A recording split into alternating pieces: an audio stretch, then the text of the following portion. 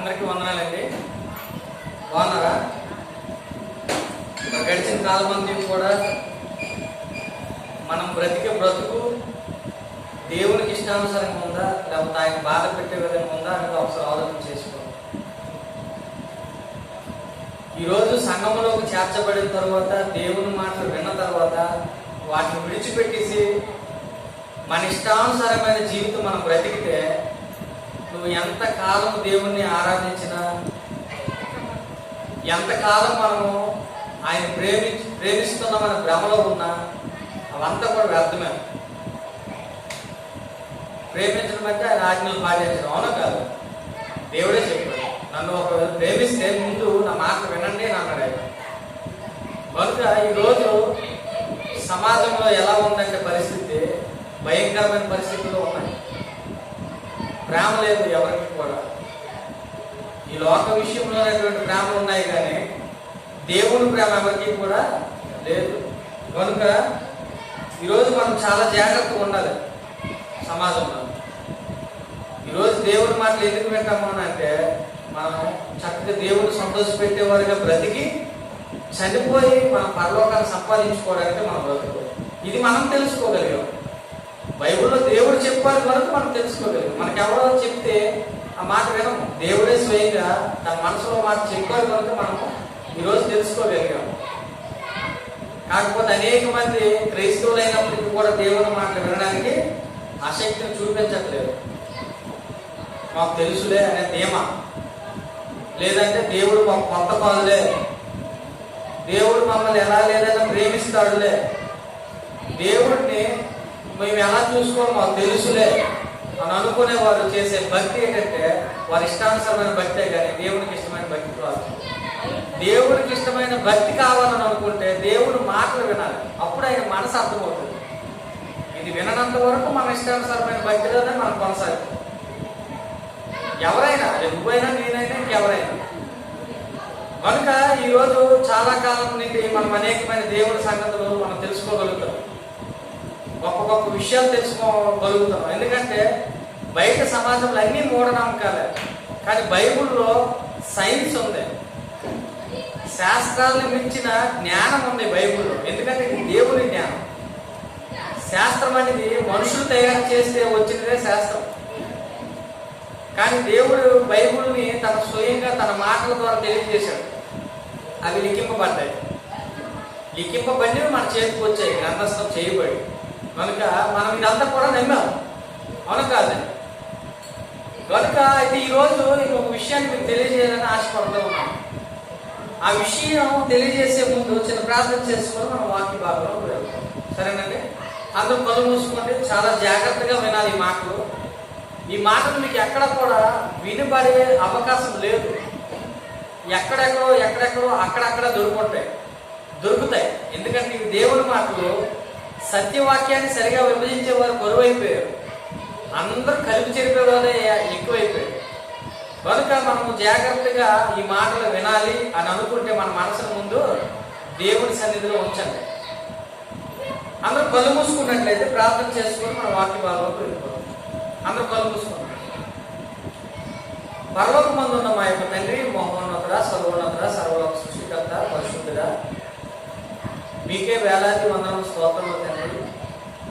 గడిచిన కాలంలో తండ్రి, లోకంలో అనేక మంది కాలగర్భంలో కలిసిపోయినప్పటికీ మమ్మల్ని ప్రేమించి కాచి కాపాడి సజీవ లెక్కను ఉంచి భద్రపరిచినందుకు తండ్రి మీకే స్తుతులు, స్తోత్రములు. అలాగే నాయన, లోకంలో అనేక మంది జనం అనేకులు ఉన్నప్పటికీ కూడా తండ్రి, మిమ్మల్ని తండ్రి అని పిలుచుకున్నట్టు మాకు ఇచ్చిన మహాభాగ్యమును బట్టి తండ్రి, ఏమిచ్చినా మీ రుణాన్ని మేము తీర్చుకోలేము. అదేవిధంగా తండ్రి, మాకున్నటువంటి బలహీనతలు, అనారోగ్యం కావచ్చు, ఆర్థిక పరిస్థితులు కావచ్చు, ఎటువంటి సమస్యనైనా తండ్రి, మీరున్నారనే ఆశతో, మీరున్నారనే ధీమాతో, మీలోనే సంతోషంతో ఎల్లప్పుడూ గడిపే విధంగా తండ్రి మా మనసును తిప్పుకుంటూ మాకు మంచి బుద్ధిని, ఆత్మజ్ఞానాన్ని దయచేయండి తండ్రి. అలాగే తండ్రి, నీ పిల్లలకు నీ మాటలు వినటకు ఆసక్తి చూపి వచ్చిన నీ పిల్లలకు నీ మాటలు సత్యవాక్యాన్ని సరిగా విభజించి ఉపదేశించే సంయోజితమైన జ్ఞానాన్ని నాకు దయచేస్తారని అలాగే నీ పిల్లలకి మాటలు విని విడిచిపెట్టేవారుగా కాక దానికి ప్రకారం దయకొని నడుచుకునేవారుగా, అలాగే అనేక మందికి వాక్యాన్ని చెప్పి సత్య మార్గంలో నడిపేవారుగా వారిని తయారు చేస్తారని, వారికి అవకాశాన్ని దయచేస్తారని చిన్న ప్రార్థన మా ప్రభువు మా రక్షకుడైన యేసుక్రీస్తు వారి పేరు అడిగి వేడుకుంటున్న మా పరమకర్త తండ్రి, ఆమేన్. మరొకసారి అందరికీ వందనాలండి. ఇప్పుడు నేను చెప్పబోయే మాటలు మీరు జాగ్రత్తగా వినాలి. ఎందుకు పదే పదే సార్లు జాగ్రత్త జాగ్రత్త అని చెప్తున్నానంటే, మన బ్రతుకులు బాగు చేసుకోవాలంటే జాగ్రత్త అవసరం. ఏ చిన్న విషయానికే మనం జాగ్రత్త పడతాం, అవును కాదు? రేపేం తినాలో, ఏం ధరించుకోవాలో, ఎలాగా ఉంటే మనం సుఖపడతామని ఆలోచించుకునే మనము శరీర విషయంలో అంత జాగ్రత్త పొందుకున్నప్పుడు ఆత్మ విషయంలో జాగ్రత్త పడాలా వద్దా? పడాలి. ఎవరు ఇలా పడతారు అంటే ఆత్మ జ్ఞానం కలిగిన వారు మాత్రమే ఆత్మ గురించి ఆలోచిస్తారు.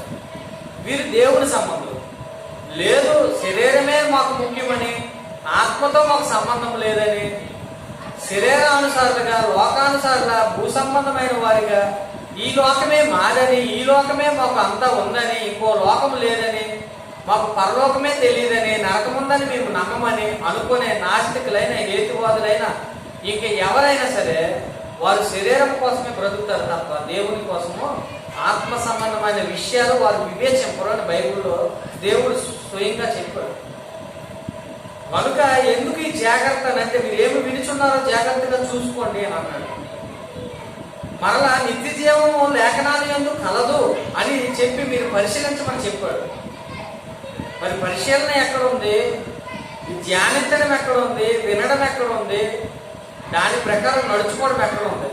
ఇవి ఎక్కడ లేనప్పుడు మనము కూడా ఆయన దగ్గర మనము ఉండే అవకాశం ఉండదు. కనుక మనము ఎంతో జాగ్రత్త కలిగి లోకంలో బ్రతికితేనే దేవుడు మనకు అవకాశాన్ని దయచేస్తాడు. ఆ అవకాశం రావాలనే ఇంత ఆలోచన, ఇంత ఆవేదన, ఇంత బాధ. కానీ లోకస్తులకు ఆ బాధ లేదు. లోకమే వారికి ముఖ్యము తప్ప దేవుడు వారికి అనవసరం, అవును కాదు? అలాగే మనం ఆలోచన చేస్తే మనకన్నా ముందు తరాల్లో ఉన్నవారు అంటే దేవుడు తన మాటలని ఆయన స్వయంగా చెప్పడు. ఎందుకంటే దేవుడు ఆత్మ కనుక ఆయన ఎవరికి కనిపించడు. ఆయన చూసే శక్తి కళ్ళకే లేదు. ఆయన స్వరూపం, ఆత్మ స్వరూపము భూమి ఆకాశంలో పచ్చచాలు. మరి అటువంటి వ్యక్తి మన ముందుకు వస్తే మనం బ్రతకము. ఆయన స్వరము కూడా వినలేము.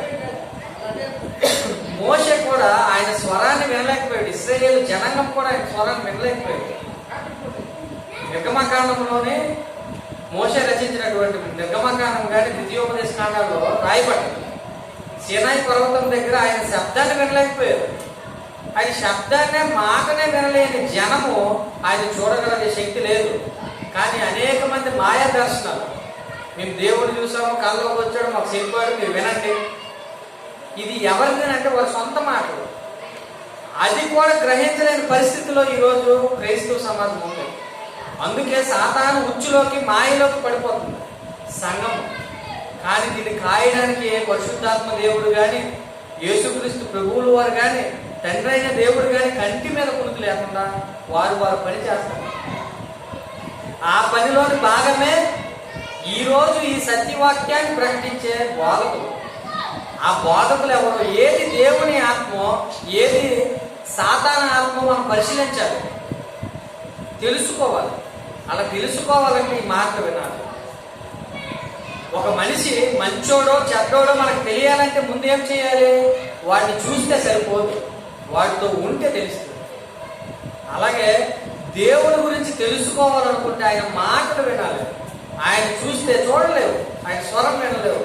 అందుకే ఆయన ప్రవక్తలను పంపించి ప్రవక్తల నోట ఈ మాటలు పెట్టి పరిశుద్ధాత్మ ప్రేరణ చేత వారి చేత బైబిల్ రాయించారు. 1500 సంవత్సరాల కాలం పాటు 40 మంది వ్యక్తులు సుమారుగా వేరు వేరు కాలాల్లో వేరు వేరు వృత్తులు చేసుకున్న వ్యక్తులు ఈ గ్రంథాన్ని రాశారు. అంటే బైబిల్ రాయడానికి 1500 సంవత్సరాలు అవసరమా అంటే అవును, అవసరమే. ఇది కథల పుస్తకం కాదు, ఒక గంట కూర్చొని రాసేదండి. నేను కథలు రాస్తానమ్మా, మీకు తెలుసో తెలియదు, అద్భుతమైన కథలు రాస్తాను. నేను ఎందుకంటే ఎప్పుడు ఎవరికి ఎక్కడ చెప్పలేదు, చూపించలేదు. కానీ అద్భుతమైన కథలు నాతో ఉన్నవారికి కొంతమందికి తెలుసు.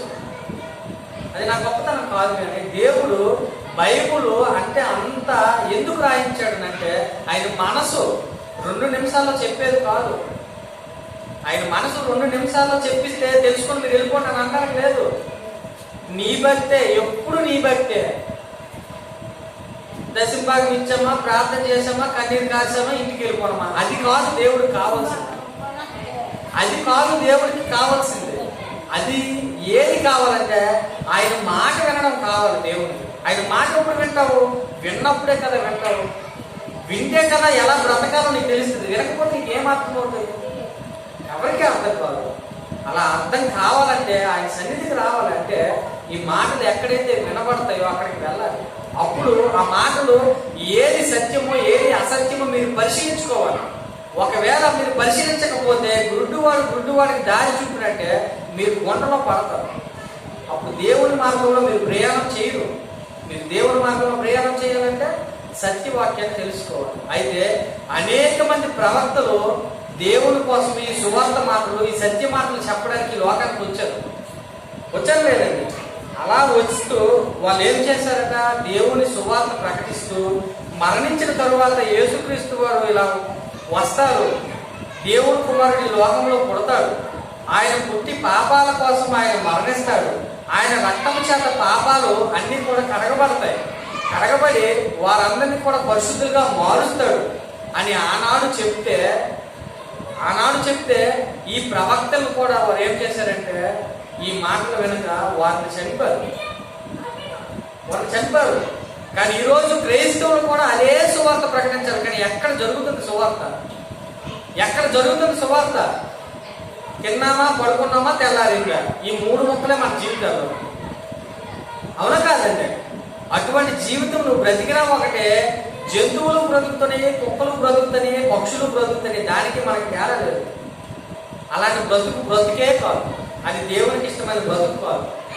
మీరు బ్రతకాలి అని అనుకుంటే దేవుని మాటలు వినాలి. అవి ఏ మాటలు? నా సొంత మాటలు నేను చెప్పను. ఇప్పుడు వినండి. ప్రవక్తలు ఆనాడు దేవుని గురించి, క్రీస్తు గురించి ఈ మాటలు చెప్తే వారందరూ కూడా ఏం చేశారు తెలుసా? ఈనాడు మనం చెప్పినటువంటి శిక్షలు పడతాయి, అటువంటి బాధలు వస్తాయి. ఇటువంటి బాధ క్రైస్తవులు లేదని అంటే సువార్త ప్రకటించడం లేదని అర్థం. వారి జీవితాల్లో శ్రమలు లేవంటే అర్థము వారు సుఖంగా బ్రతుకుతున్నారని అర్థం. అవునా కాదు? కానీ దేవుడు ఎక్కడ కూడా మీరు సుఖంగా బ్రతుకుతారన్న మాట రాయలేదు. దేవుడు తృప్తిపరుస్తాడని రాయించాడు, కానీ సుఖ పెడతాను అని మాత్రం ఎక్కడ రాయించలేదు. కానీ ఈరోజు మీకు రండి ఆరోగ్యం ఇస్తాను, రండి ఉద్యోగం ఇస్తాను, రండి పిల్లల్ని ఇస్తాను అని దేవుడు ఎక్కడ చెప్పలేదు. గర్భఫలం దేవుడిచ్చి బహుమానమే. అర్థమవుతుందమ్మా? దేవుడిచ్చి బహుమానమే. నీకు స్వయంగా ఇక నీకు చెప్పాల్సిన అవసరం లేదు. నువ్వు నమ్మినా నమ్మకపోయినా ఆయన ఇస్తాడు. ఇప్పుడు నమ్మని వారికి కూడా ఆయన ఇస్తాడా లేదా? అన్యులకు కూడా ఆయన ఇస్తాడు. ఆయన అందరినీ ప్రేమించాడు. ఆయన దయ కొంతమంది మీద ఉంటే ఆయన కృప రక్షణలో ఉన్నవారికి ఉంది. దయ అంటే లోకంలో ఎంతో కొంత ఎవరికన్నా ఎక్కువ ఉంటే అది దయ. ప్రేమ అంటే అందరికి ఒకలా పనిచేసి ప్రేమ. దేవుని యేసుక్రీస్తు వారిలోనికి వచ్చి మీ పాపాలు కడుక్కొని పరిశుద్ధులుగా మారితే ఆ పరిశుద్ధమైన జీవితాన్ని కొనసాగిస్తే అప్పుడు మీరు కృపలో ఉన్నట్టు. మీకు అర్థమైందా? ప్రేమకి, దయకి, కృపకి ఉన్న తేడా. ఇవేమి తెలియకుండా దేవుని కృప, దేవుని దయ, దేవుని ప్రేమ అనకు. దీనికి ఏ మాట వాడాలి అది వాడాలి. అన్నం తాగురా అని అంటారంటే లేదు, అన్నం తినరా అని అంటారు, నీరు తినరా అని అంటారంటే ఎక్కడ ఏ మాట ఉపయోగించాలో నేను క్రైస్తవ సమాజానికి తెలియలేకుండా పోయింది. అది తెలుసుకోవాలంటే బైబుల్ దగ్గరికి రావాలి, దేవుని దగ్గరికి రావాలి. ఎవరు చెప్పినా బైబుల్ అంతా చెప్తారు, కానీ కొంతమంది అసత్యాన్ని బోధిస్తారు. ఈ అసత్యాన్ని నమ్మిన వారు అనేక మందికి అసత్యాన్ని బోధిస్తారు. అలాంటి అసత్యాన్ని మనం తెలుసుకోకూడదు. సత్యాన్ని మనం గ్రహించాలి. సత్యాన్ని గ్రహించాలంటే పరిశీలించాలి. అర్థమవుతుందండి? ఇప్పుడు ఈ మాట చదువుతాను. ప్రవక్తలు వచ్చిన ప్రవక్తల్ని ఎలా చంపారో, ఎలా ఇబ్బంది పెట్టారో మీకు మాటలతో, దేవుని మాటలతో చెప్తాను. కాబట్టి మొదటగా చదువుకుందాం. అపోస్తల కార్యాలు 7:52 మీ పితరులు ప్రవక్తలలో ఎవరిని హింసింపకుండా ఉన్నారో అందరినీ హింసించారు. దేవుని మాటలు చెబుతామంటే చాలు, మీరు హింస పెట్టడమే మీకు పని. ఆ మాటలు చెప్పనవరు, ఆ మాటలు వినరు, సమయానికి రారు, సందర్భంలో ఉండరు, దేవుని మనసు తెలుసుకోండి అంటే గ్రహించరు. ఇటువంటి ఆలోచనతో ఉన్నది నేడు క్రైస్తవ సమాజం. ఇక్కడ ఏమని రాయబడింది? మీ పితరులు ప్రవక్తలలో ఎవరిని హింసింపకుండా ఉన్నారు? అందరినీ హింసించారు. హింసింపకుండా ఏ ప్రవక్త లేడు. దేవుడు తన మాటలు ఆయన స్వయంగా చెప్తే మీరు వినలేరని, మీరు ఆయన చూడలేరని కొంతమంది వ్యక్తుల్ని ఎన్నుకుని ప్రవక్తలుగా మీ ముందుకు పంపిస్తే, దేవుని మధ్యవర్తిగా ప్రవక్తలను పంపిస్తే, ఆ ప్రవక్తలు ఏం చేశారట? దేవుని మాట కాదు అనుకుని వాళ్ళు ఏం చేశారట? హింసించారట. హింసింపబడకుండా ఏ ప్రవక్త కూడా లేడు. వాళ్ళు ఏడు చెప్పారట? వాళ్ళు ఏడు చెప్పారు చదువమ్మా? ఆ నీతిమంతుని రాకను గురించి. ఏ నీతిమంతుడు రాక? యేసుక్రీస్తు ప్రభువుల వారి రాక గురించి ముందుగా చెప్పారు. కన్యక గర్భవతి, కుమారుడు కరును, బెత్లెహేమా నువ్వు చిన్నదానివి కాదు. ఈ వాక్యాలు చదివారా? అద్భుతకరుడు, ఆశ్చర్యకర్త, ఆలోచనకర్త, ఆశ్చర్యకరుడు, నిత్యులకు తండ్రి, రాజ్యభారం ఆయన మీద ఉండడు, పాపుల మధ్యన ఆయన సిలువ వేయబడుతుంది. ఇటువంటి అనేకమైన ప్రవచనాలు ఉన్నాయి ఆయన గురించి. అనేకము బైబిల్ పాత నిబంధన అంతా కూడా ఆయన ప్రవచనాలు ఆయన గురించి. ఆ ప్రవచనాన్ని నెరవేర్చడానికి వచ్చిన నీతిమంతుడు యేసుక్రీస్తే. ఆ యేసుక్రీస్తు వారి గురించి చెప్పిన వారు ఎవరు? ఈ ప్రవక్తలు యేసుక్రీస్తు వారి గురించి చెప్తే వాళ్ళు ఏం చేస్తారట? హింసించారట. ఎందుకు? యేసుక్రీస్తు అంటే పడదు, యేసుక్రీస్తు వారి మాటలు పడవు, యేసుక్రీస్తు అంటే అసహ్యము. ఎందుకు? నిజమైన దేవుడు కదా. నువ్వేం చేస్తావు? మందు తాగు పదరానంటే వస్తావు, మందు తాకురా నీ గుండె పోతుంది అంటే వింటావా? వినవు. అవును కదా? అలాగే ఆలోచించేద్దాం. ఇంకేమంటమ్మా? ఆ నీతిమంతుని రాకడ గురించి ముందు తెలిపిన వారిని చెప్పారు. ముందు తెలిపారు, ఆయన రాకముందే తెలిపారు. యేసయ్య వస్తాడు, మెస్సయ్య వస్తాడు, ఆయన వచ్చి మన అందరి కోసం ఆయన ప్రాణాన్ని పెడతాడు, మీరు తెలుసుకోవాలి అని అంటే ప్రవక్తల్ని హింసించారు. అలాగే ప్రవక్తలతో పాటు ఇంకెవరిని హింసించారట? చదువుమా. యేసుక్రీస్తు వారు కూడా మీరు ఇప్పుడు అప్పగించి హత్య చేసిన వారైతే, ఎవరైతే నీతిమంతుడు వస్తాడు అని చెప్పారో ఆ నీతిమంతుడు కూడా మీరు హింసించి చంపేశారు. అంటే మీకు నీతే నచ్చదు, మీకు మంచే నచ్చదు. ప్రవక్తలు చెప్పారు. ఆ ప్రవక్తలు ఎవరి గురించి అయితే, ఏ నీతిమంతుడు ఏ పరిశుద్ధుడి గురించి అయితే చెప్పారో ఆ పరిశుద్ధుడిని, ఆ నీతిమంతుడు కూడా మీరు హత్య చేయడానికి వెనకాలేదంటే మీరు ఇటువంటి హృదయాలు, మీరు బండబారిన హృదయాలు, మీరు దేవుడి ఆవేదన ఇది. తర్వాత రోమీయులకు రాసిన పత్రిక 11:3 అంటే మీకు తెలియాలి దేవుడి కోసం ఎంతమంది ఎన్ని హింసలు పడ్డారో మీకు తెలియాలి. ఈరోజు నేను చెప్పబోయే మాట్లాడి తెలుసమ్మా, ఎంతమంది దేవుడి గురించి ఎన్ని ఇబ్బందులు పడ్డారో మనకు తెలియాలి. మనకు తెలిస్తే మనము ఎంత సుఖంగా బ్రతుకుతున్నామో మనకు అర్థమవుతుంది. సుఖము కోసమే దేవుడిని నమ్ముకున్న వారు ఈరోజు క్రైస్తవులు. దేవుడి కోసం నేను చచ్చిపోతాను, నేను బ్రతుకుతాను అనుకున్న వారు ఎవరున్నారు లోకంలో? ఎవరు లేదు. అందరూ వారి స్వార్థం వారిదే. దేవా నాకు ఇది చెయ్యు, ఉదయం నుంచి రాత్రి వరకు అది చెయ్యు, ఇది చెయ్యు, ఇది చెయ్యు, అది చెయ్యు, అది లేదు, ఇది లేదు, ఇది లేదు, అది లేదు. కానీ ఏ రోజైనా తండ్రి నీకు ఏం కావాలని అడిగివా? అడగవు. ఎందుకు? నీ అవసరమే ముఖ్యమే. వ్యాపారం కదా నీది, నీ హృదయం వ్యాపారం, ఆయనకి ప్రేమ. తండ్రి నీకేం కావాలి, నేను అది చేస్తాను, అప్పుడు నీకు నచ్చితే నీకు చిత్తమైతే నాకు అని అడగాలి. అందుకని ఏమన్నాడు? పాపులు మనల్ని నేను ఆలకింపడు. పాపం అంటే ఏంటి? నా మాట వినకపోవడమే పాపం. ఇంత క్లియర్గా బైబిల్ చెప్తే నువ్వు ఇంకా పట్టు కథలు, సోదు కబుర్లు చెప్తే చెప్పేవాడు ఎలా ఉంటే వినేవాడికి ఎలా ఉంటారు? అలా ఉండకూడదంటే సత్యాలు గ్రహించాలి. కనుక ఇంకెంతమంది ప్రవక్తలు ఏ విధంగా బాధ పెట్టారో ఇంకొన్ని వచ్చిన ద్వారా మనం తెలుసుకున్నాం. రోమీయులకు రాసిన పత్రిక 11:3 ప్రభువా వారు నీ ప్రవక్తలను చంపేశారు, నీ బలిపేటలను పడగొట్టారు, నీ చర్చలు కూలగొట్టారు, నీ బలిపేటలు కూలగొట్టారు. నువ్వు ఎక్కడ మందిరం కడితే అక్కడ వారికి అసహ్యము. దాన్ని ఒక వ్యాపార స్థలంగా, వ్యాపార కేంద్రంగా, ఆట స్థలాలుగా చేశారు. సిగ్గులేని పశువులు. అవునా కాదండి? ఇలాంటి పరిస్థితి నేడు ఎవరికి? దేవుని. ఎప్పటికీ తెలుసుకోకపోతే చంపేస్తాం. అందులో సమస్య లేదు. మన పాపం వస్తే మన పిల్లలు కొట్టమా? తల్లిదండ్రులు శిక్షించిన కుమారుడు లేడు, కుమార్తె లేదు, పిల్లలు లేరు. అవునా కాదా? మరి నీ తండ్రి నిన్ను శిక్షించడా? శిక్షిస్తాడు. అర్థమవుతుందమ్మా? తండ్రి శిక్షను తృణీకరించకూడదని బైబిల్లో రాయబడి ఉంది. కనుక ఇక్కడ ఏమని రాయబడింది? ప్రభువా, వారు నీ ప్రవక్తలు చంపారు, నీ మంచి మాట చెప్పారు, నీ మనసులో మాట చెప్పారు, అయినా మేము నమ్మలేదు, ఆమె చంపేశాం. అలాగే నీ కుమారుని కూడా చంపేశాం. మేము చంపేశాం, చేతులు దులుపుకోవడం, రక్తాన్ని చిందించాం నేలపై. మాకు అదే ఇష్టం. తర్వాత ఇంకేంటమ్మా? నీ చర్చీలు పడగొట్టాము, మందిరాలు పడగొట్టాము, నీ సంఘాన్ని కూల్చాము, నీ సంఘానికి పేరే మార్చేశాం, నీ సంఘానికి పేరే మార్చేశాం. అది మా ఇష్టం. నువ్వు చెప్పింది నేను చేయడం కాదు, నేను చెప్పిందే నీకు ఇష్టపడదు, నువ్వు ఇష్టపడాలి అనే స్థితికి ఈరోజు చేరిపోయారు జనాలు. క్రైస్తవులు రక్తాన్ని పెట్టుకొని సంపాదించుకున్న సంఘం అని బైబిల్లో రాయబడితే, ఇది నా సంఘము, నేను శిరస్సు అని క్రీస్తు చెప్తే, నువ్వు సంఘానికి నచ్చినట్టు పేరు పెడితే అది ఆయన బాధపడ్డా? ఈ రోజు నేను పెళ్లి చేసుకున్న నా భార్యకి నా ఇంటి పేరు కాక వేరే ఇంటి పేరు పెడితే నేను ఎంత బాధపడాలి? ఈ రోజు సంఘముగా ఉన్న మనకు వధువైతే ఆయన వరుడుగా నువ్వు కీర్తిస్తే, ఆయన పేరు పెట్టుకుని నువ్వు బ్రతకాల్సి ఉంటే, నువ్వు అలా కాక ఎక్కువలా బ్రతికితే ఆయన ఎంత బాధపడాలి? ఎంతగా ఆలోచించే లోకంలో లేదు.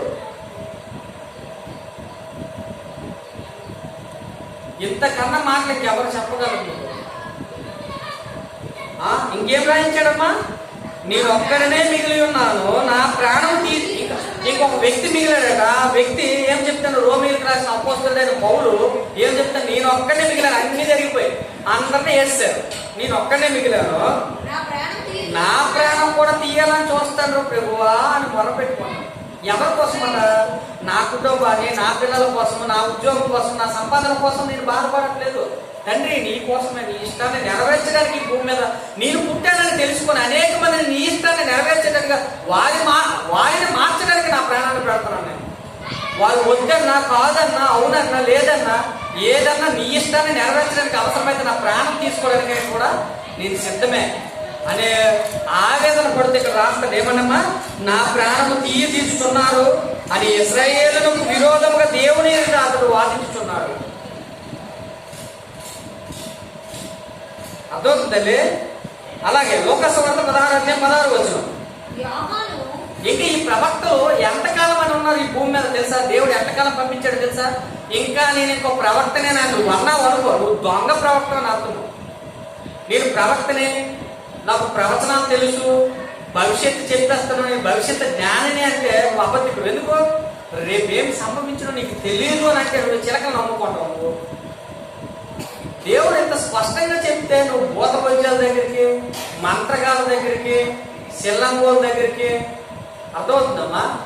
అవి మంత్రానికి చింతకానే రాదు. అలాంటప్పుడు ఇక్కడ ఏమని రాయబడింది? అనేక మంది ప్రవక్తలు ఎంతకాలం ఉన్నారట? కొంతకాలమే. కానీ మళ్ళా నువ్వు ప్రవక్తని, నాకు భవిష్యత్తు తెలుసు, నేను భవిష్యత్తు చెప్తానంటే అది అబద్ధం. అలాగ ఆలోచన చేయండి. ఇక్కడ ఏమని రాయబడింది? యోహాను కాలం అంటే యేసుక్రీస్తు వారికి చివర ప్రియమైన శిష్యుడు ఎవరో తెలుసా? యోహాను గారు. అపోస్తలుడైన యోహాను గారు యేసుక్రీస్తు వారికి చాలా ఇష్టం. ఆయన రొమ్మునే ఎప్పుడు ఉండేవాడు. చరిత్రకారులు చెప్తుంటారు. అయితే ఆయన ఎవరు యోహాను గారు అంటే, యేసుక్రీస్తు వారికి సిలువేసేటప్పుడు తల్లి అయిన మరియతో యోహాను వచ్చాడు. చూసారా? ఆ యోహాను, ఈ యోహాను. ఇదిగో తల్లి, నీ కుమారుడని అప్పచెప్పాడే యోహాన్ని. ఆ యోహానే ఈ యోహాను, తన ప్రియమైన శిష్యుడు. ఈ యోహానేగా ఏమంటాడట?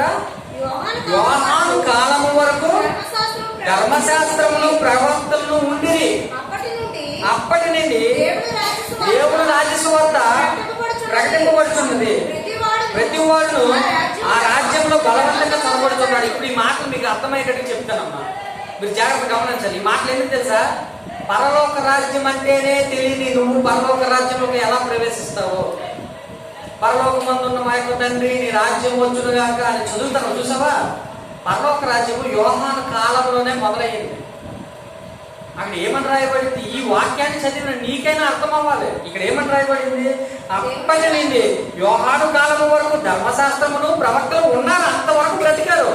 ధర్మశాస్త్రం ఉంది, ప్రవక్తలు కూడా ఉన్నారు. ఇక్కడ రాయబడిన మాటలని చదువు, సొంత మాటలు ఏమీ లేవు. మీరు కావాలంటే ఎక్కడైనా వినిపించుకోండి.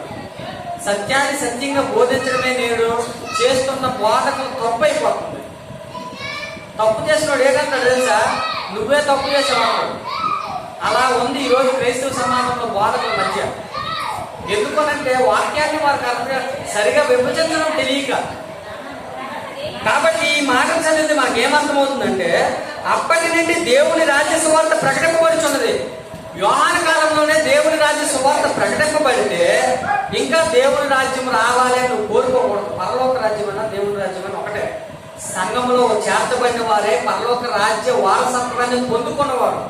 ఇక్కడ చనిపోతే నీకు పరలోకమే, పరలోక రాజ్యంలో ఉన్నవారికి, లేని వారికి పరలోకం ఇవ్వడం. అర్థమవుతుందంటే పరలోక రాజ్య వారసత్వం అనేది సంఘంలో చేర్చబడిన వారికి ఉంటది. అది దేవుడికి తెలిసి ఈ లోక సంబంధమైన రాజ్యం కాదు, కనిపించడానికి. ఇది ఈ లోక సంబంధమైన రాజ్యం కాదు, పరలోక సంబంధమైన రాజ్యం కనుక పరలోక రాజ్యం అని పేరు పెట్టారు దానికి. అది కనిపించదు. సంఘంలో చేర్చబడిన వారు ఎవరట? పరలోక రాజ్య సంబంధులు.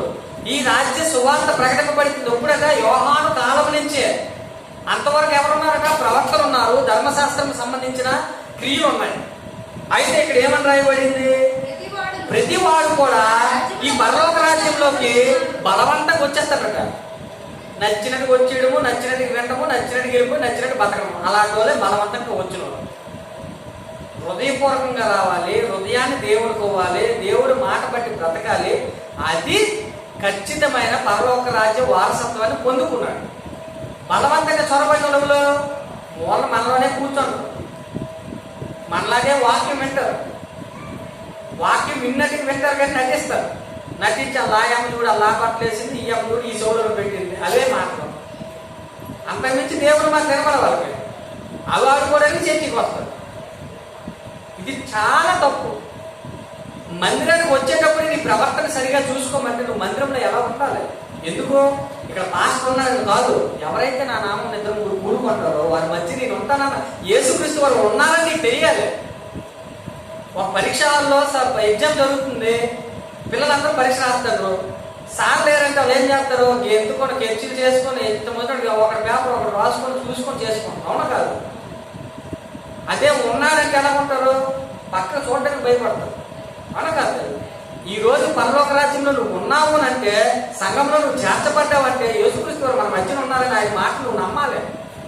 అప్పుడు నువ్వు ఎలా ఉంటావు? ఒళ్ళు దగ్గర పెట్టుకుని బ్రతుకుతావు, ఒళ్ళు దగ్గర పెట్టుకుని దేవుని మాటలు వింటావు. అంతేగాని సూర్యులు ఎలా ఉన్నాయి, బట్టలు ఎలా ఉన్నాయి, పూలు పెట్టావు లేదా అది కాదు. అతను మంచి బట్టలు వేసాడు, అవి అవసరము మనకి. లోకానుసారులు లోక సంబంధమైన వస్తువుల గురించి మాట్లాడుతారు. మనం దేవుడి సంబంధం కాబట్టి ఆత్మ సంబంధమైన విషయాలు ఇవి. మనకి ఆత్మ సంబంధమైన విషయం పరలోకం మనకు కనిపించదు, కానీ నమ్ముతున్నాం. పరలోకానికి మనం వెళ్ళిపోవాలి, తండ్రి చిత్తాన్ని నెరవేర్చాలి, తండ్రి దగ్గరికి చేరుకోవాలని మనం నమ్ముతామంటే మనం ఆత్మానుసారులు. అది నమ్మకపోతే నువ్వు శరీరానుసారుడు అని అర్థం. కనుక ఈ మాటలు చదవండి. ఆ రాజ్యంలో బలవంతంగా చొరబడుతున్న వారు దేవుణ్ణి నమ్మని వారు. కనుక అలాగే చూడండి, మత్తయి సువార్త 23:33-34 చదువుమా. ఇంకా ప్రవక్తలు ఎలా చంపబడ్డారో, ఎలా చనిపోయారో, అనేక మంది దేవుని మాటలు చెప్పి ఎలా హింసలు పొందారో, శ్రమలు పొందారో మనం ఈ రోజు చూడగలిగితే ఇంకొన్ని మాటలు. సర్పములారా, సర్ప సంతానమా, నరక శిక్షను మీరు ఎలాగ తప్పించుకోదు. నరక శిక్ష ఉందా అంట. నరక శిక్ష లేదని నువ్వు నాటకాలు ఆడుకో. నరక శిక్ష ఉంది కనుక బైబిల్లో దేవుడు రాయించాడు. ఈరోజు క్రైస్తవులు నమ్మట్లేదు. ఇక్కడ బైబిల్లో ఉన్నది చదివానా, నేను సొంతగా రాసుకొని వచ్చి చదివాను. మీ బైబిల్లో ఉన్నాయి లేదు తీసి చూడండి. మత్తయి సువార్త 23:33 ఏమన్నా తెలుసా? సర్పములారా మీరు కుయుక్తి కలిగి ఉన్నారు. సర్పం ఎలాగైతే కుయుక్తి ఉంటుందో చచ్చిపోయినట్టు యాక్టింగ్ చేస్తుంది. అది సింపుల్ గా తప్పించుకునే ప్రయత్నం చేస్తుంది. మనుషులు కుయుక్తి కన్నా కుయుక్తి అది.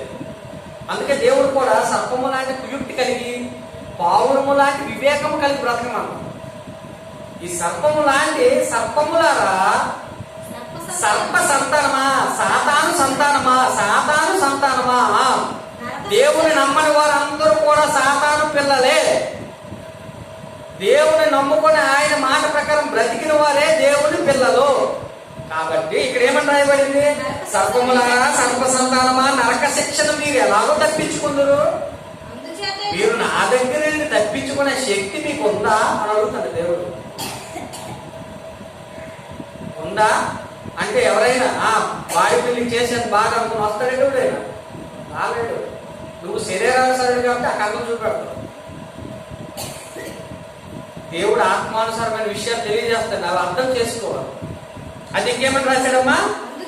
అందుచేత ఇదిగో నేను మీ యొక్కకు ప్రవక్తలను పంపించాడు. ప్రవక్తలనే ముందు చెప్పాను, ప్రవక్తలు పంపించాడు, వాళ్ళు చంపారని. మీ యొక్కకు ప్రవక్తలను, జ్ఞానులను, శాస్త్రులను పంపుచున్నాను. మీరు వారిలో కొందరిని చంపేసి సిలివేసేస్తారు, కొందరిని మీ సమాజంలో, మందిరంలోని, సమాజంలోని, సొసైటీలోకి తీసుకొచ్చి కొర్రాతో కొట్టించి ఈ పట్టణం నుండి ఇంకో పట్టణానికి తరిమి కొడతాం.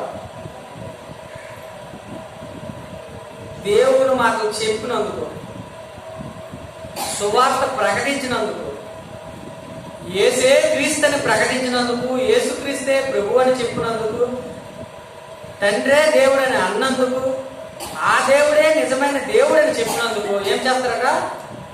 చంపుతారు, సిలువేస్తారు, హింసిస్తారు, కొరడాలతో కొట్టిస్తారు, ఊరు నుండి ఊరు పారిపోయేటట్టు చేస్తారు. కంగారు పడకండి, ఆ రోజు వస్తాయి దగ్గర. మీరేం కంగారు పడకండి. క్రీస్తుని నమ్ముతావా, బ్రతుకుతావా, చస్తావా అడిగే రోజు వస్తుంది. నువ్వు నమ్మితే నిన్ను చంపుతావు. నువ్వు ఆయన కోసం బ్రతుకుతానంటే నిన్ను చంపుతావు. నువ్వు లేదు, నేను ఆయన కోసం బ్రతకను, మీరు చెప్పినట్టు చేస్తానంటే నేను ఉంచుతాను భూమి మీద. నీ ప్రాణాన్ని అప్పుడు ద్వేషించాలి. నాకు ఈ బతికే వద్దు. బ్రతికితే నా మట్టుకు బ్రతికితే క్రీస్తే, చావైతే నాకు మనం లేదా? అది పౌలు జీవితం. ఆ పౌలు లాంటి జీవితాన్ని నన్ను పోలి నడుచుకోండి అన్నాడు. అందుకని నేను క్రీస్తును పోలి నడుచుకున్న ప్రకారము మీరు కూడా నన్ను పోలే నడుచుకోండి. క్రైస్తవుడైనందుకు బాధ అనుభవించాలి, అది కూడా రాయించాడు. క్రైస్తవులుగా సద్భక్తితో బ్రతకాలి, మంచి భక్తితో బ్రతకాలని అనుకునే వారు హింస పొందుతారు, ఇవి రాయించాడు. కానీ నేను ఎలాంటి సువార్త ప్రకటిస్తాడో తెలుసా? దేవుడు ఇన్ని మాటలు రాయిస్తే దానికి వ్యతిరేకంగా, అమ్మ దేవుడు నమ్ముకోయమ్మా, మంచి జరుగుతుంది, మంచి అలా చెప్తే కదా మారుతారు. ఇది ఒక మాయ సువార్త కాదు. ఈ సువార్త కాక మరి ఒక సువార్తని ప్రకటించినది నేను గాని, పరలోకం నుండి వచ్చి దేవదూత గారు ప్రకటిస్తే శాపగ్రస్తుడు అన్నాడు దేవుడు. తెలుసా మీకు? ఈ సువార్త యేసుక్రీస్తు వారు చంపబడ్డారు, సమాధి చేయబడ్డారు, పునరుద్ధానుడయ్యాడు. ఆయనకి ఎటువంటి అయితే పునరుద్ధరమైన జీవితం ఉందో ఈ సువార్త ప్రకటించాలి. అటువంటి జీవితం అందరికీ ఉంటుందని సువార్త ప్రకటించాలి. అది సువార్త. రెండమ్మ పిల్లలు పొందుతారు, ఆరోగ్యం బాగుంటుంది. ఇలా నమ్ముకోకూడదు. ఇలా నమ్ముకుంటాడు అల్ప విశ్వాసమే. నీ విశ్వాసం కొంతకాలమే. పెద్ద ప్రమాదం వచ్చిందనుకో, నాకు ఏ దేవుడు వద్దు ఏది వద్దు అంటే వెళ్ళిపోతావు. అలా ఉంటేనే వెళ్ళిపోతావు. లేదు దేవుడే నా తండ్రి అని నిజమైన దేవుడు మనసును ఎరిగితే ఇలాంటి మాటలు ఆడవు, దేవుడి కోసం బ్రతుకుతావు. అయితే ఇక్కడ ఏం జరిగిందట? అనేక మంది సర్పములు ఏం చేశారట? లాంటి మనుషులు ఏం చేశారట? ప్రవక్తలు చంపారు, సిలువులు వేశారు, ఇబ్బంది పెట్టారు, అనేక మందిని ఇలాగే చంపారు, ఇలా కొరడాలతో కొట్టించారు. మళ్ళా మత్తయి సువార్త 23:37 యెరూషలేమా ప్రవక్తలను చంపుతున్నావు, నా మాట చెప్తున్నా, నా పిల్లలు చంపేస్తున్నావు. నువ్వు నీ యొద్దకు పంపబడిన వారిని రాళ్ళతో కొట్టుచున్నదానా, రాళ్ళతో కొట్టుకొని ఉండుదానా? కోడి తన పిల్లల్ని కాపాడుకున్నట్టు నేను కాపాడుకుంటుంటే అర్థమవుతుంది తల్లి. అలా చదువున్నాను, చదువమ్మా.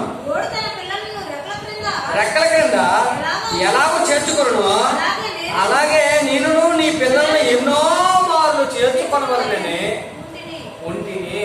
మిమ్మల్ని మార్చాలి, పరలోకానికి తీసుకెళ్లాలని నా పిల్లల్ని మీ దగ్గరికి పంపిస్తే, నా పిల్లల్ని చంపిస్తే నేను ఎలా బాధపడాలి? నేనేమని చెప్పాలి మీకు? నేను ఎన్నిసార్లు చెప్పినా వినకపోతే ఏటమ్మా అన్నాడు, గాడి మీరు వినకపోతే మీరు ఎంత చెప్పాలి నా బాధ నా ఆవేదన అని దేవుడు చెప్తే ఆయన సుఖంగా లేడమ్మా. ఏ రోజు కూడా కంటి మీద కుడుకు లేదు ఆయన. అందుకే ఇశ్రాయేలు దేవుడు కొనకడం నిద్రపోడు. కానీ మనకు నిద్ర లేకపోతే ఒక్క క్షణం నిద్ర లేకపోతే దొరిలేస్తాం. అటు ఇటు భారం చూడండి ఎలా దొరుకుతుందా, అలా ఉంటుంది పరిస్థితి.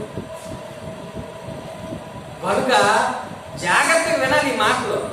ఆయన మన కోసం రాత్రి ఒక్క క్షణం ఆయన కళ్ళు మూస్తే భూమి ఎక్కడికి వెళ్ళిపోతుందో తెలియదు,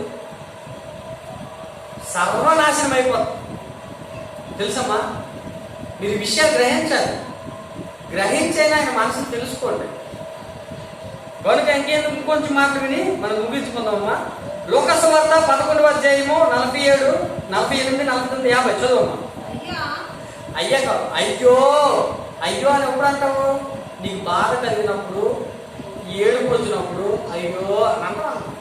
అక్కడ కూడా దేవుడు అదే మాట అన్నాడు, అయ్యో మీ పితరులు చంపిన ప్రవక్తల సమాధులను మీరు కట్టించుతున్నారే.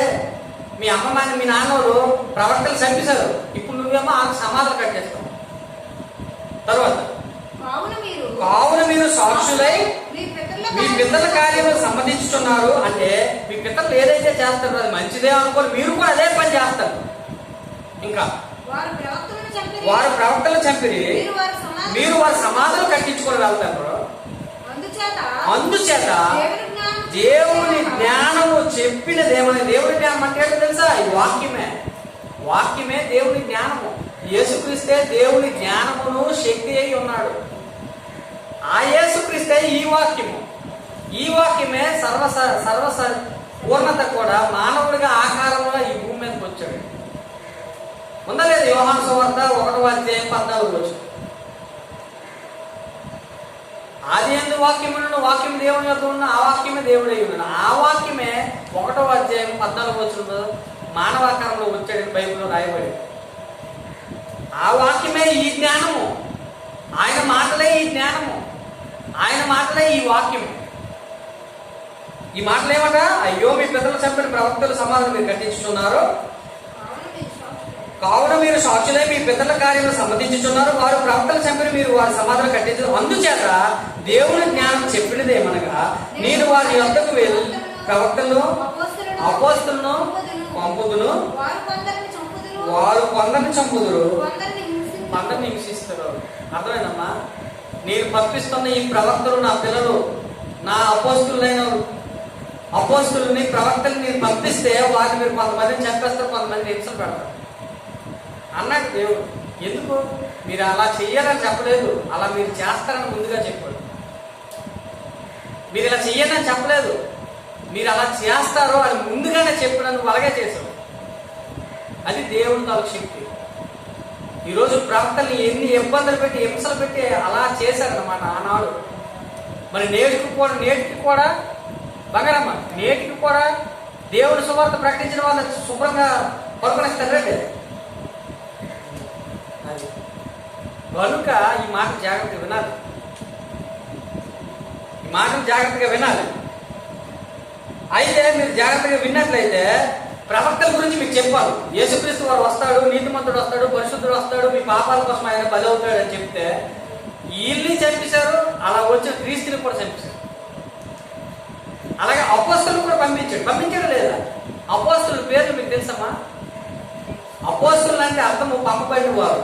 అలా పంపాడు అనేక మంది సమస్త జనం నా శిష్యులుగా చేయుడు అని, సర్వలోకానికి వెళ్ళి సర్వసృష్టికి సువార్త ప్రకటించాలని చెప్పి ఆ 12 మంది శిష్యులు పంపించాడు. ఆ 12 మంది పేర్లు ఒకసారి చదువుతాను, జాగ్రత్తగా వినండి. మత్తయి సువార్త 10వ అధ్యాయం 2, 3, 4. ఆ 12 మంది అపోస్తలుల పేర్లు ఏమనగా, మొదట పేతురు అనబడిన సీమోను, అతని సహోదరుడు అన్య, జోబు కుమారుడు యాకోబు, అతని సహోదరుడు యోహాను, ఫిలిప్పు, బర్తలోమయ, తోమ, సుంకరి అయిన మత్తయి, అల్ఫై కుమారుడు యాకోబు, తద్దయ్యను మారుపేరు గల లెబ్బయి, కనానీయుడైన సీమోను, ఆయన అప్పగించిన ఇస్కరియోతు యోదా. ఈ 12 మంది యేసుక్రీస్తు శిష్యులుగా ఎన్నుకున్నారు. ఈ 12 మందిని దేవుడి కోసం లోకంలోకి పంపించాడు. వీరు ఆయన కోసం చంపబడతారని తెలిసినా పంపించాడు. అలా ఈ రోజు మనల్ని కూడా పంపించాడు ఆయన. అవునా కాదండి? అలా ప్రవక్తల్ని ఇబ్బంది పెట్టారు, హింసలు పెట్టారు, చంపారు. అలాగే అపోస్తులు కూడా ఈ 12 మందిని కూడా 12 మందిలో ఒక వ్యక్తి తప్పిపోయాడు. ఇస్కరియోతు యోధ డబ్బు సంచి ఇచ్చి ఆయన ముందు ఉంచుకొని నన్ను ఒకడు మీలో అప్పగిస్తాడు అని ముందుగా చెప్పి మేల్కొల్పినా సరే ఇస్కరియోతు వినలేదు. ఇస్కరియోతు గురించి ఏమని రాయించాడు తెలుసా బైబిల్లో? ఇతను పుట్టకుండా ఉండడమే మేలు అని రాయించాడు. క్రీస్తుని అప్పగించిన వారికి శ్రమ అని రాయించాడు. కనుక ఇక్కడ ఏమని 12 మంది శిష్యుల్లో అపోస్తులు ఉంటే అందులో యోధా ఇస్కరియోతు తప్పిపోయాడు. అపోస్తలత్వాన్ని కోల్పోయాడు. 12 మందే ఉండాలని దేవుని కోరిక. అలా ఉండగలిగినప్పుడు ఈ 12 మందిలో ఏమయ్యాడట? మన ఇస్కరియోతు యోధా తప్పిపోయాడు. అప్పుడు తప్పిపోయినప్పుడు ఎలా తప్పిపోయాడు? క్రీస్తుని అప్పగించాడు, అపోస్తలత్వాన్ని కోల్పోయాడు, ఆత్మహత్య చేసుకునే పరిస్థితి వెళ్ళిపోయింది. ఊరేసుకొని చచ్చాడు లేదా? ఇస్కరియోతు యోధ యేసుక్రీస్తు వారిని అప్పగించిన యోధ ఊరేసుకొని చచ్చిపోయాడు. తప్పు చేయడం ఎందుకు? పశ్చాత్తాపడడం ఎందుకు? చచ్చిపోవడం ఎందుకు? ఆ తప్పే చేయకూడదనేది దేవుని బాధ. ఆ తప్పు చేయకూడదని ఎన్ని మార్లు చెప్పాడు. మీలోనే ఒకడు నన్ను అప్పగిస్తాడు, మీలోనే నన్ను ఒకడు అప్పగిస్తాడు, మీలోనే నన్ను అప్పగిస్తాడు. నీకు డబ్బు ఆశ కాబట్టి డబ్బు సంచి నీ దగ్గరే ఉంచారని అని వదిలేశాడు. తెలుసా? మారుతాడని. అయినా మారలేదు. ఈరోజు ఇస్కరియోతు యోధాలు ఎక్కువ మంది క్రైస్తవ సమాజంలో. ఎంత డబ్బు ఇచ్చినా చాలు, డబ్బే ముఖ్యంగా దేవుడు కాదు. కానుకలు చదవండి, 1 నుండి లాస్ట్ వరకు ఆ కానుకలే గంట, వాక్యం 5 నిమిషాలు.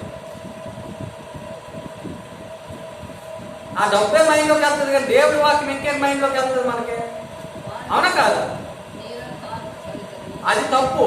నువ్వు ఇచ్చేది రహస్యంగా ఇవ్వమని చెప్పాడు దేవుడు. నువ్వు మనసులో ఇచ్చించుకున్నది నువ్వు అభివృద్ధి అయిన కొలది ఆయన పొమ్మని చెప్పాడు. అంతేగాని దశంభాగం అడగలేదు. ఆనాడు ధర్మశాస్త్ర కాలంలో దశంభాగం అడిగింది, ఈనాటికి కూడా దశంభాగాలు ఇస్తాను నువ్వు. ఎందుకంటే బైబిల్ అర్థం కాదు. అలాగంటే మన మీద పడిపోతాం. మా పాస్టర్ గారిని అంటావని అంటాను. మా పాస్టర్ నేను ఎందుకు అంటాను? బైబిల్ నుంచి చెప్తాను కానీ నీకు అలా అనిపిస్తుంది. ఏదో అంటారు లోకంలో సాయంత్రం ఉంది, దొంగ ఎంత కుదరదు అడుగుకోరు మాట. అలాగా అవునా కాదు? అలాగ ఆలోచన చేయండి. ఈ అపోస్తులట ఒక యోధ ఇస్కరియోతు కోల్పోయాడు అపోస్తలత్వాన్ని. అప్పుడు ఇంకొక వ్యక్తిని కూడా దేవుడు ఎన్నుకోండు. తెలుసా మీకు? ఇంకొక వ్యక్తిని ఎన్నుకోండు. ఒకరి స్థానాన్ని ఇంకొక అతనికి ఇచ్చాడు దేవుడు. ముందు ఇచ్చిన వ్యక్తికి ఆ స్థానం కోల్పోయాడు. ఇప్పుడు నేను ఉన్నానమ్మా, నేను దేవుడి సేవ చక్కగా చేస్తే దేవుడిలో ఎదుగుతాను. దేవుడి స్థానాన్ని విడిచిపెట్టి నేను లోకంలో కలిసిపోతే నా స్థానం ఇంకొకరికి ఇస్తాడు దేవుడు. అలాగే ఆ స్థానాన్ని అలాగ ఇచ్చాడు. అలా ఇచ్చిన స్థానం ఎవరికి ఇచ్చాడట? బైబిల్లో మీరు చూడండి. ఏదో నీ పేర్లు చదివితే మీరు వినడం కాదు, తెలుసుకోవాలి మనం. ఆ రోజు అక్కడ ఉన్న వారి పేర్లు అవి. ఇదే కొత్తగా ఉంది, వింతగా ఉందని ఆశ్చర్యపోకండి. ఈరోజు మన పేర్లు అక్కడ చెప్తే వాళ్ళు ఆశ్చర్యపోతారు. ప్రాంతీయ బట్టి, భాషలు బట్టి పేర్లు ఉంటాయి మనుషులు. ప్రాంతం బట్టి, భాషలు బట్టి మనుషులకు పేర్లు ఉంటాయి. పోనమ్మ అని అన్నం ఉంటారు అక్కడ. ఆ ఇంగ్లీష్ వాళ్ళు ఎలాగంటారు? పో అమ్మ నాకు రావు కాదు. వాళ్ళకి అర్థం అవ్వదు, వాళ్ళకి చదవడం రాదు, ఆ మాట పలకం. వాళ్ళు మాట్లాడే భాష మనం మాట్లాడాలి. ప్రాంతం బట్టి, వారి భాష బట్టి పేర్లు ఉంటాయి. అప్పుడు కూడా ఆనాడు శిష్యులకి అటువంటి పేర్లు ఉన్నాయన్నమాట.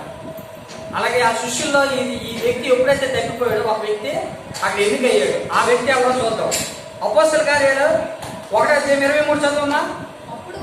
అప్పుడు వారు ఎవరట? ఈ 11 మంది ఉన్నారు కదా, 12వ వ్యక్తి చనిపోయాడు, వెళ్ళిపోయాడు. యేసుక్రీస్తు వారిని అప్పగించి వెళ్ళిపోయాడు, చచ్చిపోయాడు. అప్పుడు 12వ వ్యక్తిని ఎవరిని ఎన్నుకున్నాడు? అప్పుడు వారు యూస్తు అను మారు పేరు గల బర్సబ్బా అనబడిన యేసేపు, మత్తయ్య కాదు, మత్తయ్య ఉన్నాడు. అలాగే మత్తయ్య ఉన్నాడు. పాలమ్మ ఉంది, పాలమ్మ ఉంది, రెండు ఒకలాగే ఉంటాయి. అలాగే అక్కడ మత్తయ్య ఉన్నాడు, మత్తయ్య ఉన్నాడు. ఈ మత్తయ్య అని ఇద్దరును నిలవబెట్టి ఇట్లని ప్రార్థన చేసి అందరూ హృదయంలో ఎరిగి ఉన్న ప్రభువా, అందరి హృదయంలో ఎరిగి ఉన్న ప్రభువా, తన చోటికి పోవుటకు యోధా తగ్గిపోయి పోగొట్టుకుని ఈ పరిచర్యలోనూ అపోస్తలత్వంలోనూ పాల్పొందుటకు వీరిద్దరిలో నువ్వు ఏర్పరచుకున్న వారిని మాకు కనపరచుము. దేవా, నువ్వు యోధా ఇస్కరియోతు ప్రభువా ఇస్తానన్నావు, పరలోకం ఇస్తానన్నావు, మా అపోస్తులుగా ఎందుకు పడవు, మారమని చెప్పావు, వాడు మారలేదు, వాడు పోగొట్టుకున్న స్థానాన్నే. అయితే మా ముందు ఒక ఇద్దరు ఉన్నారు, ఈ ఇద్దరిలోనే నీ చిత్తము మా హృదయాలన్నీ నీకు తెలుసు. నువ్వు ఎవరినైతే అపోస్తులుగా ఎన్నుకుంటావో ఆ అపోస్తులకి నువ్వేం చేయాలట, ఎన్నుకోవాలి. ఎలా ఎన్నుకోవాలట కింద వచ్చిన చదివితే మీకు తెలుస్తుంది. అంతటి వారు అంతటి వారు వీరిని గురించి చీట్లు వేయగా మధ్య పేరిట చీటి వచ్చింది కనుక అతడు 11 మంది అపోస్తులు కూడా లెక్కింపబడిన. అర్థమైంది తల్లి? యోధ ఇస్కరియోతు స్థానంలోనే మధ్య అనే వ్యక్తికి చీటీ లేస్తే ఆయన పేరు వచ్చింది. అప్పుడు అతన్ని అపోస్తులుగా చేశాడు. నేను అపోస్తులు పేరు పెట్టుకోవడం అంటే నువ్వు దొంగ అపోస్తులు అని అర్థం. మోసగాండ్ర పనివారును దొంగ అపోస్తులు అని బైబిల్లో రాయబడింది. అపోస్తులని పేరు ఆనాడు ఆడ పెడితే ఈరోజు నువ్వు పెట్టుకోవడం నువ్వెవడవే? నీకు పెట్టుకోలేక పేరే కదా పెట్టుకోలేవు. ఏముంది? దేవుడు చెప్తేనే పెట్టాలి. దేవుడు నీకు అధికారం ఇస్తేనే నువ్వు పెట్టుకోవాలి. అపోస్తులుగా ఆనాడు పెట్టుకోవాలి. ఈరోజు ఎవరు పడితే వాళ్ళే సెయింటు పునీత అపోస్తులు ఏంటి ఆలోచించండి. అర్థమవుతుందండి? ఈనాడు ఈ అపోస్తులు కూడా ఎలా జరిగిందంటే ప్రవక్తలు ఎలాగైతే హింసింపబడి చంపబడ్డారో ఈ అపోస్తులు కూడా అదే పరిస్థితి ఏర్పడింది. వీరిని కూడా పంపించింది ఎవరు? అపోస్తులు పంపించింది ఎవరు తల్లి? అపోస్తులు పంపించింది ఎవరు?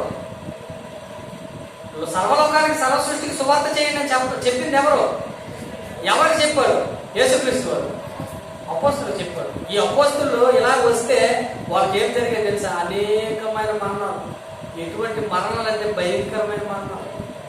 అపోస్తులు మరణాలు చెప్తే మన కన్న కొడుకు మన కళ్ళ ముందే భయంకరమైన మరణం పొందితే ఎంత తల్లిగా మనం ఎంత బాధపడతామో, తండ్రిగా ఎంత బాధపడతామో ఆ కన్న తండ్రి అంత బాధపడతాడు. రక్షించుకోవడం ఆయనకి ఇష్టం లేక కాదు, నా కోసం వాళ్ళు ప్రాణం పెట్టగలుగుతారా పెట్టలేరా, నా మీద వారు ప్రాణం చూపించగలుగుతారా చూపించలేరా. నేడున్న క్రైస్తవ సమాజం లాంటిది కాదు ఆనాడు అపోస్తులు ఆదిమ సంఘము. అర్థమవుతుంది తల్లి? ఆనాడు క్రీస్తు సంఘముగా పిలువబడిన సంఘము ఆదిమ సంఘము మనలాంటి వారు కాదు. వారు ఎటువంటి బాధ అనిపించారంటే వర్ణించలేమని, అతీతం, వర్ణించలేము. 2 మాటలు చదివి నేను ముగిస్తాను. యోహాను సువార్త 16:2 ఈయనకి పంపించాడు. మీరు తోడేళ్ళ మధ్యకి మిమ్మల్ని పంపిస్తాను, మీరు వెళ్ళండి, మీరు సువార్త ప్రకటించండి, మిమ్మల్ని చంపేస్తారని దేవుడు ముందుగానే చెప్పాడు. అయినా సరే వాళ్ళు వెళ్ళారు. కొన్ని సందర్భంలో వాళ్ళు భయపడ్డారు కూడా. ఇక్కడ చదివితే కొన్ని మాటలు మనకు అర్థమవుతాయి. వారు మిమ్మను సమాజ మందిరంలోనికి సమాజ మందిరంలో నుండి వెలివేదురు. మీరు వస్తారా? దేవుడి మాట చెప్తారా? చక్కగా పిలిచి పట్టుకుని తీసుకెళ్ళిపోయి అవతల పడేస్తారు మిమ్మల్ని. రండి మంచి దేవుడి మాట వేస్తాం, 4 రికార్డ్ డాన్స్ లేదు అంటే హ్యాపీ డాన్స్ వేస్తారు. ఉదయం నేను రాత్రి వరకు ఉన్నాం. అమ్మ చక్కగా బ్రతకండమ్మా, మీ హృదయాలు మార్చుకోండి అమ్మా, దేవుడి మాట్లాడినట్టు వింటారా? వింటారు. పిలిచి పట్టుకుని తీసుకెళ్ళి బయటపడేస్తాం. అవును కాదా? అలాంటి లోకము సమాజము క్రైస్తవ లోకంలో ఉన్నాం. మారాలి. మారితేనే క్రైస్తవుడివే. నువ్వు మారకపోతే నామకార్థ క్రైస్తవుడు. మార్పు అనేది నీలోనంటే నీ హృదయంలో రావాలి. నువ్వు నామకార్థకంగా వచ్చి కూర్చొని స్తుతించి పాడి వెళ్ళిపోతే దానివల్ల ప్రయోజనం లేదు. నీకు లేదు, చెబుతున్నా నాకు లేదు, దేవుడికి అంతకన్నా లేదు. మనల్ని మనం మోసం చేసుకున్న వాళ్ళమే. ఎవరో మోసం చేయక్కర్లేదు, మనల్ని మనం మోసం చేసుకున్నాం. వాడికి ఏమని రాయబడిందట? వాడు మిమ్మల్ని సమాజ మందిరం నుండి వెలివేదురు. మిమ్మల్ని వినండి, మీరు జాగ్రత్తగా వినాలి. యేసుక్రీస్తు వారు క్రీస్తు శకం 1వ శతాబ్దంలో చెప్పిన మాటలు ఏమన్నాడట? మిమ్మల్ని చంపు ప్రతివాడు, మిమ్మల్ని చంపేస్తారు కదా వాళ్ళు, ప్రతి వాడు కూడా ఆడంటే మళ్ళా దేవుడు సేవ చేస్తాడు అనుకొని కాలం వచ్చుచున్నదని ఆనాడు క్రీస్తు చెప్పాడు. మీకు అర్థమైందా? మీకు అర్థమవుతుందమ్మా? మిమ్మల్ని చంపే ప్రతి వాడు కూడా దేవుడికి సేవ చేస్తాను అనుకుని చంపుతాడు మిమ్మల్ని. మన ఆ దేవుడి కోసమే. ఎందుకు? దేవుడు తెలియక మేము దేవుడి కోసమే చేస్తామని చంపుతారు. ఈ రోజు టెర్రరిస్టులు అనేవారు ఈ మాట ద్వారా దేవుడు బయట పెట్టాడు. అటువంటి వారు టెర్రరిస్టులు అనేవారు దేవుడి కోసం చేస్తారమని మనుషులు చంపుతారమ్మా, మానవ బాంబులుగా తయారయ్యి. మతోన్మాదులు దీనికోసం ఇలా తయారైపోతారు, రెచ్చిపోతారు లోకంలో. గత కాలం మీకు చెప్పాను, శ్రీలంకలో బాంబు పెట్టి 500 మంది క్రైస్తవులు అలాగా చర్చిలో చంపేశారు, పేలిపోయింది. అలాగే తాజ్ హోటల్లో మానవ బాంబు పేలింది ముంబైలో. అనేక రైల్వే స్టేషన్లు, అనేక విమానాశ్రయాలు. ఎందుకు చంపుతాను అనుకున్నావో దేవుడి సేవ అంటే తెలుసా మీకు? మీకు తెలుసో తెలీదు, కొంతమంది ఉన్నారు, కొంత బ్యాచ్లు దేవుడి కోసం అని కర్రలతోటి కుస్తీలు పట్టడం, కత్తిలతో కుస్తీలు పట్టడం నేర్పిస్తారు దేవుడి సేవ కోసం. తెలుసా మీకు? ఆ పేర్లు బయటకు చెప్పను నేను. పేర్లు బయటకు చెప్తే వారితో మనకు విరోధం వస్తుంది. కత్తులతో కర్రలతో చిన్న పిల్లలకి తుపాకీలు నేర్పిస్తాను. అది దేవుడు సేవ. దేవుడు నీ కోసం, పక్కోడి కోసం ప్రాణం పెట్టాడు. నిన్ను అడిగితే నువ్వు తుపాకీలు ఇచ్చి ఆడి ప్రాణం తీసి ఆ దేవుడు సేవ అని చెప్తావా? దేవుడు యేసుక్రీస్తు ముందుగానే చెప్పాడు ఆ మాట. అందుకే అపోస్తులకు, ప్రవక్తలకు ఏం చేశాడట?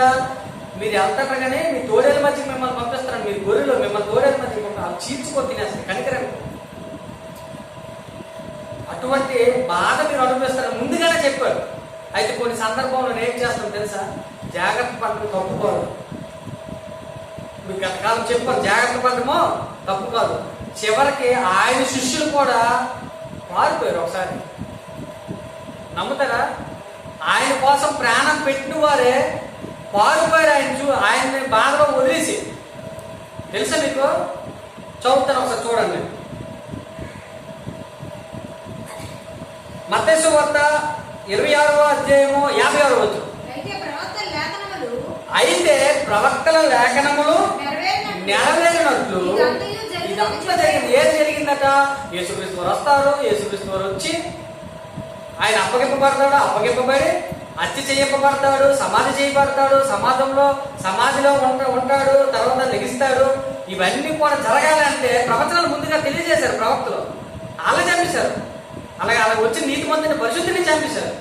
అలాగే ఈ జరిగిన విషయాన్ని చెబుతున్న వాళ్ళు కూడా చంపుతారు వాళ్ళు అపోస్తలులు. మీకు అర్థమైందా? అయితే ఇలా యేసుక్రీస్తు వారిని అప్పగిస్తారన్న ప్రవచనాలు నెరవేరుస్తున్నప్పుడు ఏం జరిగిందన్నా చదవండి. అప్పుడు శిష్యులందరూ ఎవరిని విడిచి వెళ్ళిపోయారు తెలుసా? శిష్యులే. ఆయన దగ్గర 3.5 సంవత్సరాలు ఉన్న ఈ శిష్యులే ఆయన విడిచిపెట్టి పారిపోయాడు శిరోవకాశం. ఈరోజు నువ్వు నేనేమాత్రం అలా విడిచిపెట్టుకోకుండా పారిపోయిన వ్యక్తులే ఆయన కోసం ప్రాణం పెట్టారు, మారారు. అమ్మో, ఇంతకాలం ఆయన నమ్ముకొని ఉన్న మేము, దేవుడు తెలుసుకున్న మేము, దేవుడితో ఎన్నుకోబడిన మేము ఇలా పారుకోవడం అనే ఆయన కోసం ప్రాణం పెట్టారు. అర్థమవుతుంది తల్లి? అంటే మీకు ఇంతవరకు చెప్పిన మాటలు ఏమిటంటే, ప్రవక్తలు కానీ, యేసుక్రీస్తు వారిని కానీ, అలాగే అపోస్తలులు కానీ దేవుడు తన మనసును తెలియజేయడానికి ఆయన పంపిస్తే, దేవుడు మాట చెప్తే, సత్య మార్గంలో నడిపిస్తే వారందరూ కూడా హతం చేశారు. కొరడంతో కొట్టించారు, ఈడ్చి తన్నారు, హింసలు పెట్టారు, శ్రమలు పెట్టారు, చంపారమ్మా. భయంకరమైన చావు. అటువంటి చంపినా సరే వాళ్ళందరూ కూడా మళ్ళీ చివరికి యేసుక్రీస్తు వారి కోసం తమ ప్రాణాలు పెట్టారు. ఎందుకు ఇవన్నీ చెప్తున్నాను తెలుసా? మీరు తెలుసుకోవడానికి కాదు. వాళ్ళు ప్రాణం పెట్టినప్పుడు మనం ఎందుకు ప్రాణం పెట్టలేము? ఆయన మాట ఎందుకు మనం బ్రతకలేము? ప్రాణం పెట్టడం పక్కన పెట్టడం, ముందు సమయాన్ని ఇవ్వండి. అర్థమవుతుంది? నిరంతరము ఆయన సమయం అనేది శక్తికి రావడానికి దాని గురించి కాదు. నిరంతరము ఆయన కోసం ఆలోచించండి, ఆయన కోసం బ్రతకండి. నిరంతరం ఒక్క క్షణం కూడా వదలకండి.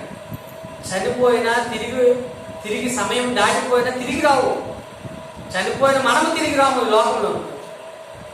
మరలపోయిన సమయం కూడా తిరిగి రాదు. కనుక సమయాన్ని జ్ఞానుల వలె సద్వినియోగం చేసుకొని అజ్ఞానుల వలె వృధా చేసుకోకూడదు. ఎల్లకాలము దేవుడే దేవుడే దేవుడే అనుకొని ఆయన కోసం బ్రతికేవారుగా ఉండాలి. అలా ఉండాలని అపోస్తలులు, ప్రవక్తలే ఆనాడు అన్ని శ్రమలు పడితే మనం ఈరోజు ఇంత సుఖంగా ఎలా బ్రతుకుతున్నాం అనేది ఆలోచించుకోవడానికే ఈరోజు ఈ మాటలు చెప్పాను. ఇంకా వారు ఎలా చనిపోయారో, ఒక్కొక్కరు ఎలాంటి మరణాలు పొందారో బైబిల్లో మీకు చెప్తాను. నా సొంత మాటలు చెప్పను. బైబిల్లో దేవుడు రాయించాడు వారు ఎటువంటి మరణాలు పొందారని. అర్థమవుతుంది. కాబట్టి మీరేం చేయాలి? ఈ మాటలు విన్న మనం ఏం చేయాలి? ప్రవక్తలు, యేసుక్రీస్తు వారు, అపోస్తలులు వీరందరూ దేవుని చిత్తాన్ని నెరవేర్చడానికి హింసలు పొందారు, మరణించారు, శ్రమలు పొందారు, అవమానం పొందారు, ఎన్నెన్నో బాధలు అనిపించారు. కానీ ఈ రోజు క్రైస్తవులు అని చెప్పబడుతున్న మనము, పిలువబడుతున్న మనము నిజమైన క్రైస్తవులుగా వారి వల్ల జీవితాన్ని కొనసాగిస్తున్నామా? నామకార్థమైన క్రైస్తవులుగా జీవితంలో కొనసాగించే సుఖాల కోసమే దేవుడిని నమ్ముకుంటున్న మన ఆలోచన మనకు కలగాలి.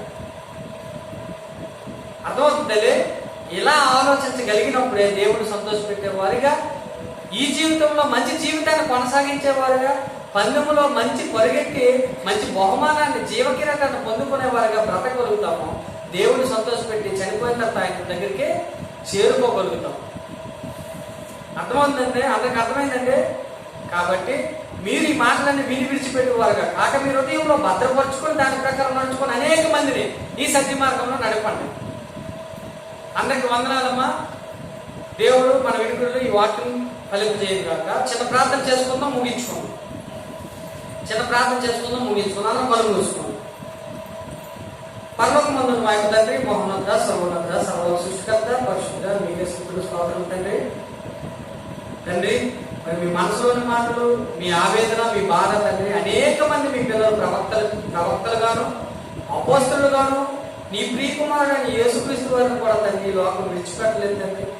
అలాగే నీ క్రీస్తుని ధరించిన మేము కూడా తండ్రి అటువంటి జీవితం కొనసాగించినప్పుడు, సువార్త ప్రకటించినప్పుడు, దేవుని మాట చెప్పినప్పుడు, సత్య మార్గం గురించి వివరించినప్పుడు తండ్రి, ఈ లోకం మమ్మల్ని బతకనవ్వదని మమ్మల్ని ఎరిగి మా ప్రాణాన్ని మేము ద్వేషించి మీకోసం మా ప్రాణం పెట్టేవారుగా బ్రతికి మా శరీరాన్ని, మా ఆశల్ని, మా కోరికలన్నీ కూడా తండ్రి నీకోసం అర్పించి సజీవ యాగంగా మా శరీరాన్ని అప్పగించుకుంటూ ఏ సుఖానికి, ఏ ప్రలోభాలకి లొంగక, శరీరాశికి, జ్ఞాతరాశికి, జీవకుడంబానికి లొంగక నీ చిత్తాన్ని నెరవేర్చే నీకు ఇష్టమైన పిల్లలుగా ఈ భూమి మీద బ్రతుకుటకు మాకు మంచి ఆత్మ జ్ఞానాన్ని, బుద్ధిని దయచేయండి తండ్రి. అదేవిధంగా తండ్రి, ఈ మాటలు మేము విడిచిపెట్టేవారుగా కాక దాని ప్రకారంగా అయిపోయి అనేక మందిని ఈ సత్య మార్గం నడుపుటూ మాకు మంచి బుద్ధిని, జ్ఞానాన్ని దయచేయండి తండ్రి. అదేవిధంగా తండ్రి, అపోస్తలుల వలె, ప్రవక్తల వలె, నీ కుమారుడైన క్రీస్తు వలె మేము బ్రతుకుటకు, మా బ్రతుకులు మార్చుకుంటూ మాకు మంచి అవకాశాన్ని, భాగ్యాన్ని దయచేస్తారని ఈ చిన్న ప్రార్థన మా ప్రభువు, మా రక్షకుడైన యేసుక్రీస్తు వారి అడిగి వేడుకొచ్చున్నాం మా పనులు. ఆమేన్. మరొకసారి అందరికీ వందనాలు.